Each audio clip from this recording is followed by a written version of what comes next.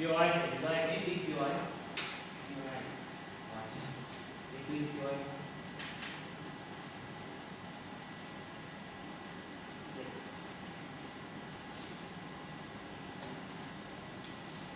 Ladies and gentlemen, the whole proposition's case today is that oppressive dictatorship is wrong and we should bring it down. And they also said that by feeding democracy, the countries will do good, and they've shown an example of Iran. But we say that is not what's going to happen. By oppressive dictatorship, you're actually contradicting democracy. By having another country telling you what to do, you're actually giving the power to the West to elect your leaders and tell the people these are the leaders, elect them. So you're actually giving the power to the West, ladies and gentlemen. So we believe this is another form of dictatorship that which democracy does not support at all, ladies and gentlemen. So we believe that the proposition, by actually having this policy, they are contradicting the whole idea, the fundamental idea of democracy, ladies and gentlemen.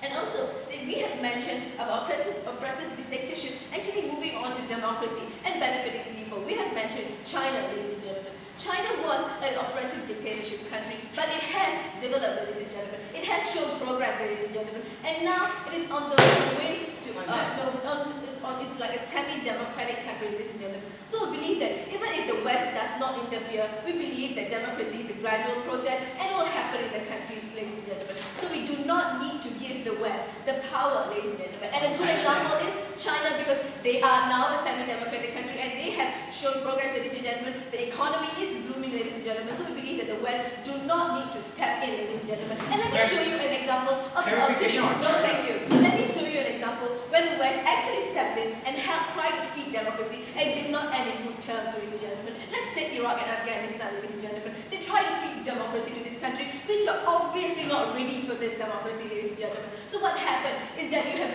the elections where the people are not ready for the whole idea of elections. They were under a strict Taliban rule, ladies and gentlemen, and they're not open to elections. And when they were given this idea, you have the Taliban threatening to cut their fingers off if they even go to vote, ladies and gentlemen. So feeding them democracy has done more harm than good, ladies and gentlemen. They are not even allowed to vote because you have one side you have the government asking them to vote, the other side you have the very strong hold of the terrorists telling them, cut your fingers off if you vote. So these people are left in a dilemma, ladies and gentlemen. So what they should have been done is like should have given them the time to prosper and progress and then feed democracy when they are more on a stable level to accept that, ladies and gentlemen. So I've shown you a clear example that democracy will not work in every single country because certain countries are just not ready, ladies and gentlemen. Democracy comes in baby steps and it comes in a long-term process. Like both teams have agreed that democracy is a long-term process. And if you're going to feed democracy now, you are actually having short-term causes. And you see that these short-term causes are actually very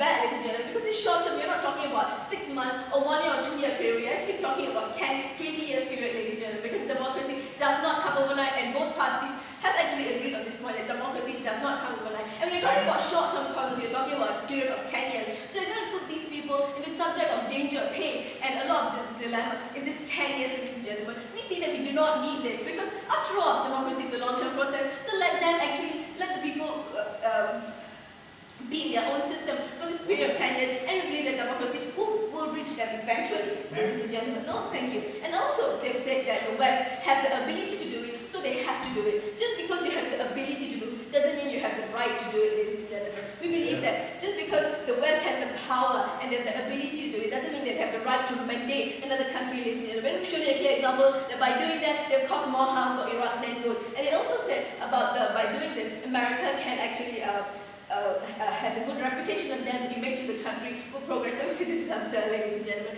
because the image of America has not actually went up, but has actually went downhill because of the war. A lot of people are against war, ladies and gentlemen. So by actually invading Iraq and trying to feed their democracy, America has not gained a good reputation, but a bad one, ladies and gentlemen, because the whole idea of war has not been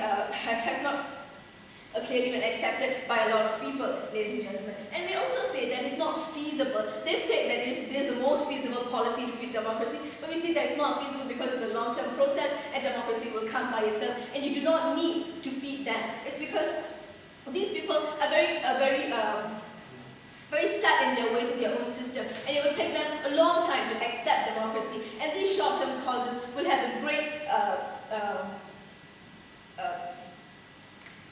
Can I? no, yes.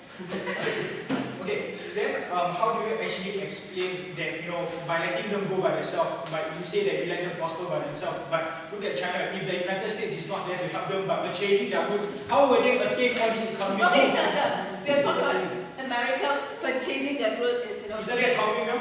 Yes, that's helping them. That's trade and export, you're helping them in a monetary value, ladies and gentlemen. But according to the motion, when you say it's America helping, you're actually going to the country, telling them what to do, dictating their country, ladies and gentlemen. That's not what we want. We still want diplomacy with America. We still want ties with America, but we don't want America telling us what to do, ladies and gentlemen, because we believe that even if I'm not a democratic country, I can still lead my country the way I want and still make it progress, ladies and gentlemen, like we've shown China. And we also say that not all democratic countries actually have the ability to bloom in economic progress, ladies and gentlemen. Democracy does not promise economic development, ladies and gentlemen. Because you can see India is one of the most, it's a very democratic country, ladies and gentlemen, and it has been democratic for a long time. But yet, like my second speaker has mentioned, you have women's right problem, you have human right problem, and you still have corrupted leaders, ladies and gentlemen. How democratic is that country? Even if they have a name that is a democratic country, certain countries, just because they have ability, they can mandate, ladies and gentlemen. So what if I put forth to you today? We have said that democracy is a long-term process, and let it come on its own. Do not feed democracy forcefully because you have short-term causes, and these causes are not good, ladies and gentlemen. And we can avoid these short-term causes by letting democracy come on its own way. And we also say that not all countries who are not democratic are in danger, ladies and gentlemen. We've shown you China, that is not a democratic country but still doing well. We've shown you India, which is a democratic country and is not doing all that good, ladies and gentlemen. So we've shown you that just because you're not democratic doesn't mean you're in hell, ladies and gentlemen. We've also shown you that the West does not have the right to mandate because you're fundamentally going against the right, fundamentally going against the idea of democracy. If you give the power to another country to dictate your own country, how is that democratic, ladies and gentlemen? None of them have explained to us, so we take this issue, ladies and gentlemen. So we believe that democracy is a long-term process, so let it come on its own, ladies and gentlemen.